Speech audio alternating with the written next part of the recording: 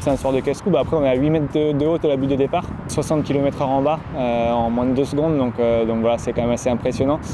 Et après, sur la piste, on roule entre 50 et 40 km/h à peu près. Au fur et à mesure de la piste, on baisse un peu en régime.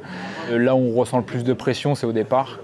Parce qu'on sait que si on est dans les 3 premiers, on peut potentiellement gagner la course.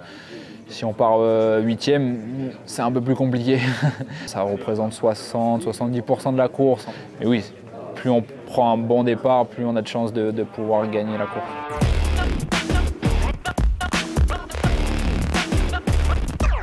On a le droit de serrer l'adversaire, de pousser l'adversaire un petit peu dans les virages. Je ne vais pas dire qu'on n'a pas de règles parce qu'on en a quand même, mais c'est un petit peu ça le but, quoi. Ça joue des coudes, ça joue des épaules dans les virages. Bien sûr que ça nous arrive nous aussi quand on est à l'intérieur d'avoir peur, de se dire « Ouah, là c'était chaud ».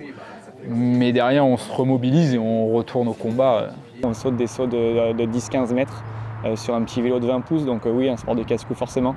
Après, on a l'habitude et on sait ce qu'on fait quand même, donc c'est quand même un minimum en maîtrise. Il faut être casse-cou, mais chacun choisit son sport. Si tu n'as pas envie de le faire, tu le fais pas, tu es au courant du risque. Moi, j'ai choisi de le faire, je suis conscient des risques. Et tout le monde est conscient, tout le monde qui fait du BMX est conscient des risques. Au final, c'est tellement... ça ne représente pas beaucoup, le risque par rapport à tout ce qu'il y a à côté, tout le fun que tu peux avoir avec ton vélo et les sensations que ça te procure. C'est tellement quelque chose qui est dur à avoir, je pense, ailleurs, que le côté risque et blessure, tu le regardes même pas parce que c'est peut-être 2% du truc. Oui, j'ai eu des chutes qui étaient très compliquées, très douloureuses, où le temps même pour revenir, ça a été très long. Voilà, j'ai eu de nombreuses blessures à l'épaule, j'ai aussi des fractures à la cheville.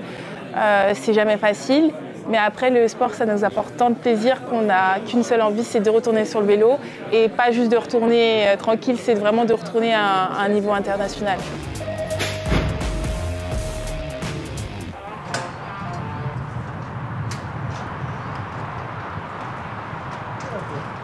T'as pas trop le droit à l'erreur avec ce vélo. Cadre en carbone, course en carbone, des cerclages en carbone, un guidon en carbone.